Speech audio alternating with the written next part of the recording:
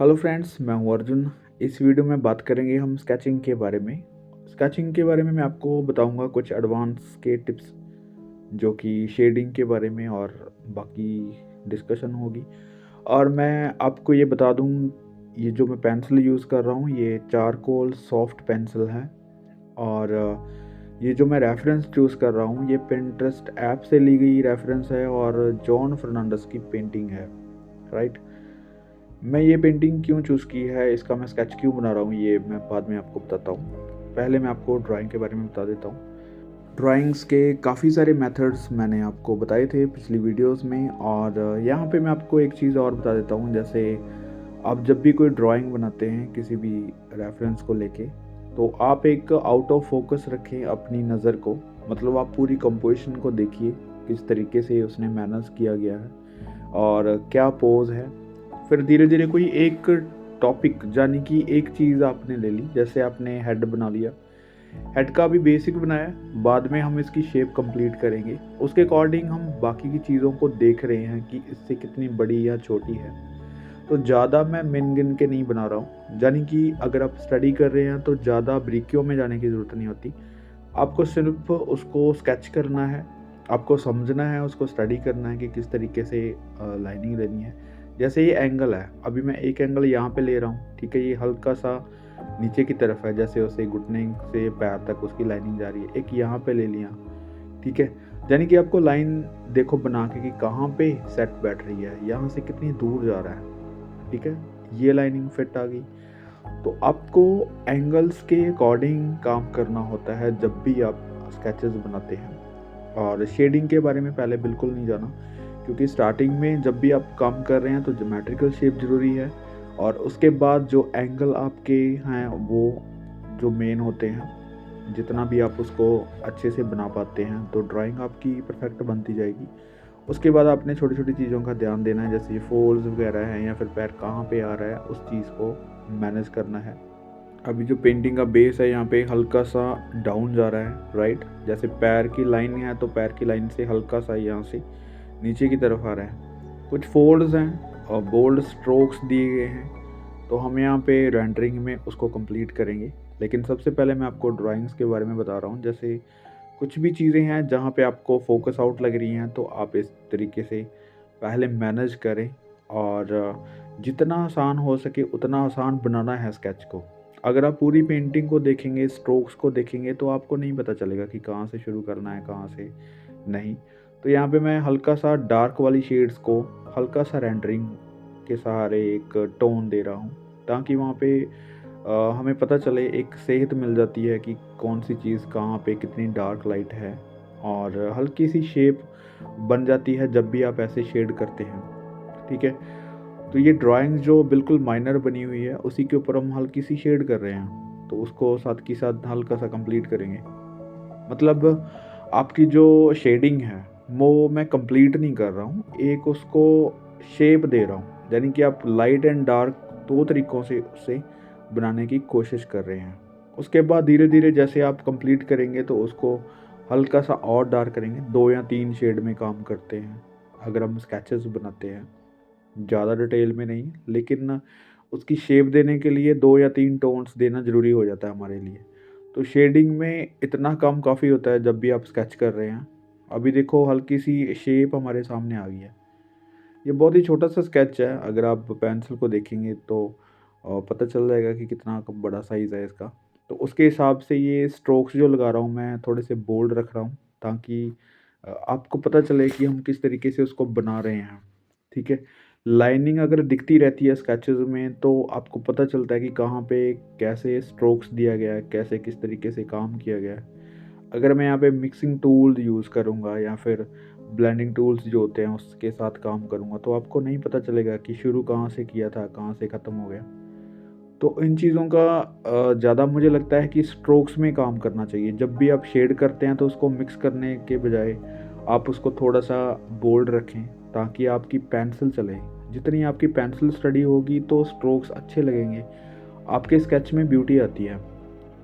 मैं कोई आपको पेंसिल चलाने का कोई एक तरीका नहीं बताता हूँ। जैसे मैंने अभी शेड कर रहा हूँ, हल्की सी मैं शेडिंग दे रहा हूँ, तो मैं पेंसिल को हल्का सा टिल्ट पकड़ा है उसको थोड़ा-सा तिरछा पकड़ा हुआ है, ठीक है? जैसे ही मैं कोई डिटेलिंग वाला काम करूँगा या फिर मुझे शार्प चीज़ें बनानी होंगी, तो मैं राइटिंग स्टाइल में पेंसिल को पकड़ूँगा। ये 2-3 टेक्नीक होती हैं और आपको पता भी नहीं चलता कि आप कब पेंसिल को यूज़ करने के लिए क्या तरीका अपना रहे हैं। मतलब मैं तरीका इसलिए नहीं बाकियों को बताता क्योंकि अलग-अलग स्टाइल है, आप कहाँ पे कंफर्टेबल हैं। हो सकता है आप इसी चीज़ को किसी और तरीके से यूज़ कर रहे हैं या फिर मेरा स्टाइल है कोई, तो मैं अपने स्टाइल से मुझे नहीं पता चलता कि मैं पेंसिल को किस तरीके से कहाँ पकड़ रहा हूँ, ठीक है? मेरी होल्डिंग है, जहाँ पे मुझे कैसे काम करना है, तो वैसे ही अपने आप वो हैंड में आ जाती है चीज़। आप भी अगर स्केचेस बनाएँगे, काम करेंगे, तो आपको खुद की खुद उस चीज़ को हैंडल करने में आपका ज़्यादा दिलचस्पी होगी। शेडिंग करने में या फिर बारीकियाँ लेके आने में, मतलब डिटेलिंग करने में आपकी जो पेंसिल है वो यूज़ करनी होगी। लेकिन आपके माइंड में ये बात कभी नहीं आएगी कि आपने इस तरीके से पकड़ के पेंसिल को डिटेल करना है। ये बहुत ही माइनर से क्वेश्चन होते हैं, मुझसे कई स्टूडेंट पूछते हैं। मैं आपको यही कहूँगा कि पेंसिल को अच्छे से चलाएँ, उसकी प्रैक्टिस कीजिए। धीरे-धीरे जितना आप काम करेंगे, जितने आप स्केचेस बनाएँगे क्वांटिटी में, क्वालिटी में, तो आपको पेंसिल चलाने का तरीका पता चल जाएगा कि कहाँ पे शेडिंग करनी है, कैसे यूज़ करना है किसी चीज़ को। कभी भी आप ये मत सोचें कि किसी स्केच में किसी तरीके से कोई चीज़ को पकड़ा जाता है।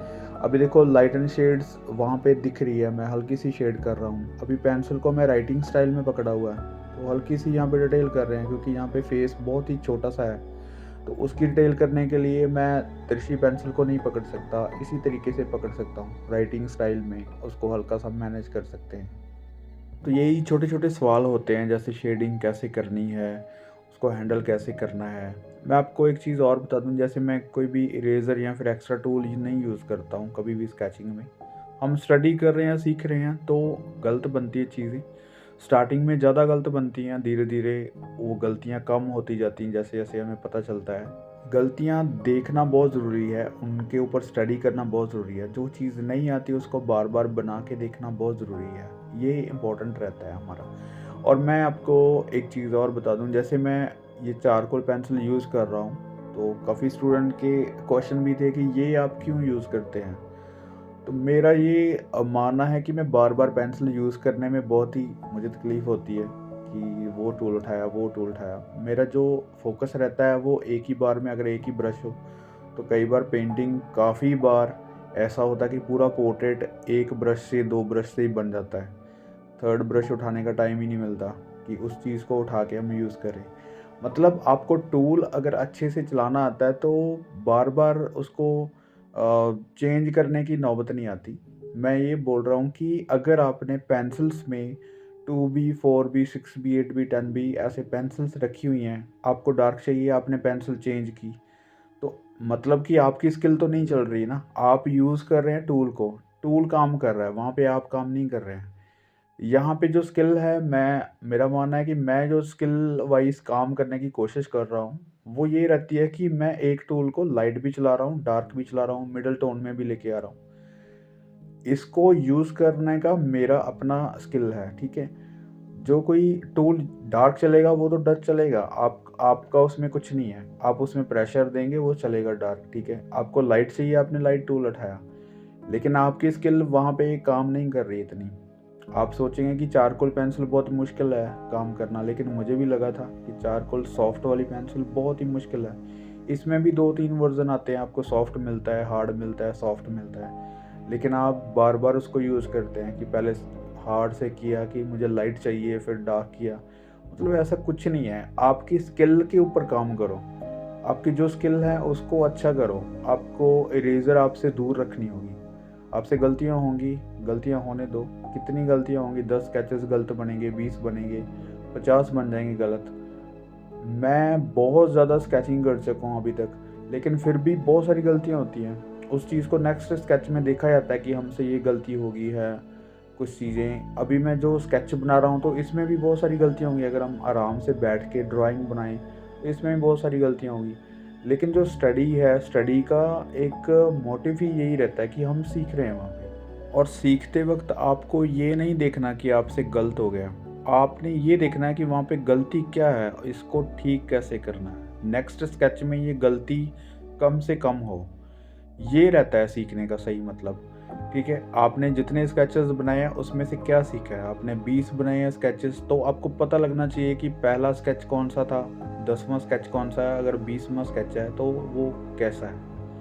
मतलब हर एक स्केच का आपको पता होना चाहिए कि किसी चीज़ में इम्प्रूवमेंट आ रही है, किसी में फ्लो आ रहा है, तो ये चीज़ें बहुत इंपॉर्टेंट रहती हैं। अब ये काफ़ी हद तक स्केच बन गया। बैकग्राउंड में हल्का सा इंप्रेशन दे रहा हूँ, इसमें हाईलाइट भी आपको दिख रही होगी, हल्की सी मिडल टोन भी मैंने लगाई है, यहाँ पे हल्का सा डार्क भी लगा देते हैं। अभी मैं आपको बताता हूँ कि ये पेंटिंग मैंने क्यों चूज़ की है, किसी पेंटिंग का स्केच क्यों ज़रूरी है।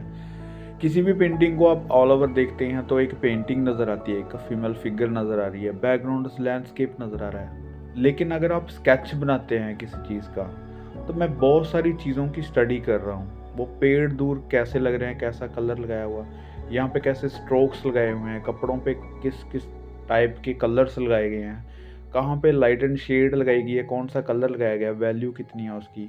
मतलब पेंटिंग को आप ऑल ओवर देखते हैं तो आपको पेंटिंग नज़र आती है, लेकिन आप अगर किसी पेंटिंग का स्केच बनाते हैं तो आप उनकी बारीकियाँ भी जान लेते हैं। आपके strokes, colours, light and shade, tones, बहुत सारी चीज़ों की स्टडी होती है। अब मतलब आप 70-80% आप किसी आर्टिस्ट का माइंड स्टडी कर रहे हैं। Thank you so much for watching this video.